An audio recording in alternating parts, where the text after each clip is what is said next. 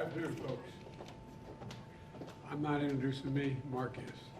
I forgot Mark. I went straight to the podium. I apologize. No problem. Good afternoon. I'm Mark Anthony Thomas, and I have the privilege of leading the Greater Baltimore Committee, the economic and civic organization for the Baltimore region. Like many post-industrial communities in America, Baltimore has faced long-standing challenges, suffered economic setbacks, and until recently, lacked the federal support to tell a brighter and more vibrant story of the community I know and love. The truth is, cities like Baltimore are brimming with possibility. They are filled with diverse, entrepreneurial minds. They are epicenters of rich histories, and they are ripe for the sort of catalytic investment that can spark local economies. They just need the right support to leverage those possibilities.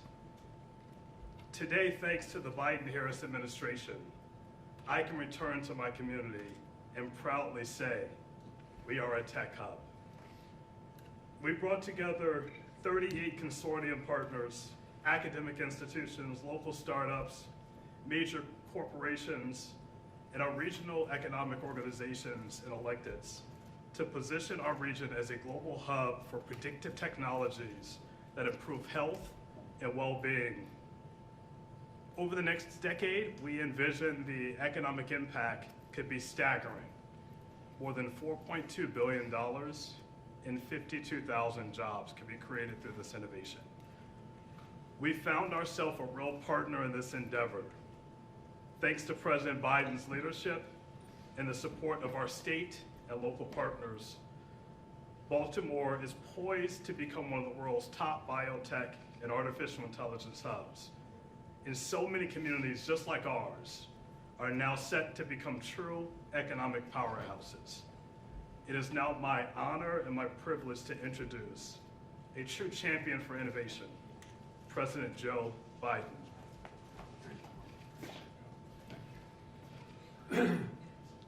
Folks, Mark, thank you very much for the introduction. Look, a little over a year ago, I signed the Bipartisan Chips and Science Act. That act did two things. Excuse me, I have a little bit of a cold. First, it's a historic investment in bringing the semiconductor industry back to America. We invented the semiconductors. The little computer chips are about the size of the tip of your little finger. They affect nearly everything in our lives, from cell phones to automobiles, refrigerators, to the most sophisticated weapon systems we have.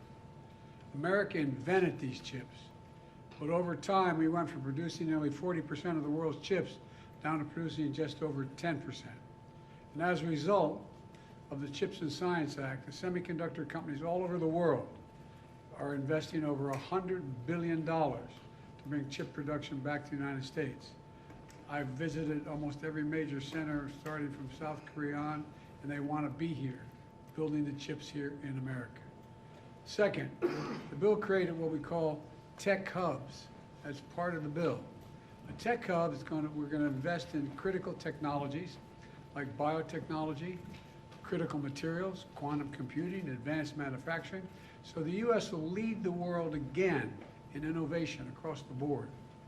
These hubs all around the country will bring together private industry, higher education, state and local governments, tribes, and organized labor. Today, we're announcing that 31 tech hubs spread across the entire company will be able to compete for up to $75 million each to accelerate and scale up their work. And I want to thank Majority Leader Chuck Schumer and Senator Todd Young and Representative Joe Morelli and Susan Wild for their work to make this happen. Representatives from many of these hubs are on the screen behind me, and in front of me that's why I was starting to look to see whether they're still there. The work they're doing is transformational. For example, a tech hub in Wisconsin is going to bring together research labs, medical device manufacturers, and engineers. They're going to build technology that supports personalized medicine, like tests, treatments, and therapies specifically tailored to a patient's genetic code and medical records. And I believe it's going to save a lot of lives in the long run. Ohio, the largest concentration of rubber and plastic manufacturing in North America. In the Ohio hub, businesses and universities are going to come together to develop sustainable plastic and rubber technology that can be produced with fewer emissions and is able to be recycled and is biodegradable and is non-toxic, which is going to significantly impact on the environment. These hubs are also making sure workers get the skills they need to do these jobs. For example, the leadership of Majority Leader Schumer, a hub in upstate New York is going to support a workforce training program for New York semiconductor industry, which, by the way, has seen tens of billions of dollars in new investment because of the CHIPS and Science Act. This hub will have a particular focus on training people from communities historically left behind, like women, people of color, to work in the semiconductor industry. The list goes on. We're doing this from coast to coast, and in the heartland, in red states and blue states, small towns, cities of all sizes. All this is part of my strategy to invest in America and invest in Americans. It's working. We're creating good jobs in communities all across the country, including places where for decades factories have been shut down, hollowed out when jobs moved overseas to find cheaper employment. Over the past few decades, these communities lost more than jobs. They lost their sense of dignity, of opportunity, sense of pride. We're going to change all that. Tech hubs are going to bring this work to where people live in communities all across America. The press has started to call my plan Bidenomics. Well, under Bidenomics, you don't have to leave home or your family to get a good job. For too long, science and innovation and economic opportunities that came with it were concentrated on the coast. As a country, we used to invest 2% of our gross domestic product in research and development. Now it's 0.7%. How can you lead the world when you no longer lead in research and development? My plan is to changing that. Under Bidenomics, we're going to make sure America's future is made in America. You know, it's leading to a manufacturing boom, attracting over $600 billion so far in private investment in American manufacturing and our clean energy future.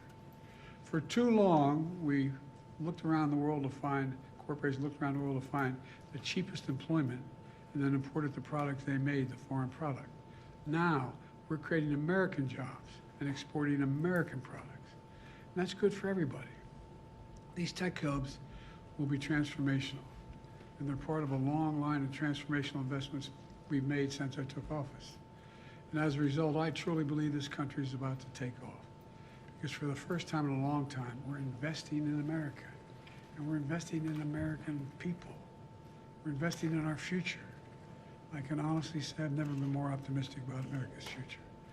I want to thank you, and I'm going to leave you now with Secretary Gina Raimondo, who's been the engine behind this effort.